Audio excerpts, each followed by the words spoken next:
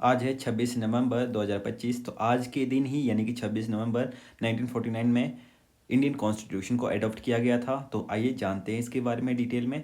तो cabinet mission plan आया था 1946 में, जिसके अंडर कॉन्स्टिट्यूएंट असेंबली को फॉर्म किया गया था ताकि जो इंडियन कॉन्स्टिट्यूशन है उसको फ्रेम किया जा सके। इनिशियली इसमें जो टोटल मेंबर्स थे वो 389 मेंबर्स थे, जिसमें से 296 जो ब्रिटिश इंडियन प्रोविंसेस से थे और 93 प्रिंसली स्टेट्स से थे।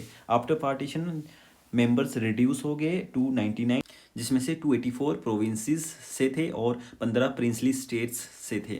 जो फर्स्ट कॉन्स्टिट्यूएंट असेंबली की मीटिंग थी वो 9 दिसंबर 1946 को हुई थी, जिसमें जो टेम्परेरी चेयरमैन थे वो डॉक्टर सच्चिदानंद सिन्हा जी थे और परमानेंट चेयरमैन बाद में डॉक्टर राजेंद्र प्रसाद जी को बनाया गया। 11 दिसंबर 1946 को इनको इलेक्ट किया गया और बाद में ये फर्स्ट प्रेसिडेंट ऑफ इंडिया भी बने 1950 में। इस असेंबली में टोटल 22 कमिटीज़ थी, जिसमें से 8 मेजर कमेटी थी और 14 माइनर कमिटीज़ थी। और जिसमें मेजर कमेटी में एक ड्राफ्टिंग कमेटी थी जिसका काम था कॉन्स्टिट्यूशन का ड्राफ्ट तैयार करना, और इसकी जो चेयरमैन थे डॉक्टर B.R. अम्बेडकर थे, जिनको बाद में chief architect of Indian constitution भी कहा गया। कॉन्स्टिट्यूएंट असेंबली में जितनी भी डिबेट्स हुई, जितनी भी स्पीचेज हुई, वो किसी भी इंडियन लैंग्वेज में एक्सेप्टेबल थी, लेकिन इसका जो ड्राफ्ट जो तैयार किया गया वो इंग्लिश लैंग्वेज में ही तैयार किया गया। और जितनी भी डिबेट्स हैं वो ट्रांसक्राइब्ड है और पब्लिश की गई हैं एज ए CAD यानी कि कॉन्स्टिट्यूएंट असेंबली डिबेट्स के नाम से। पंडित जवाहरलाल नेहरू जी के द्वारा ऑब्जेक्टिव रेजोल्यूशन लाया गया था 13 दिसंबर 1946 को, जो कि बाद में प्रियम्बल बना हमारे कॉन्स्टिट्यूशन का। अगर समय की बात करें तो 2 वर्ष 11 महीने 18 दिन लगे।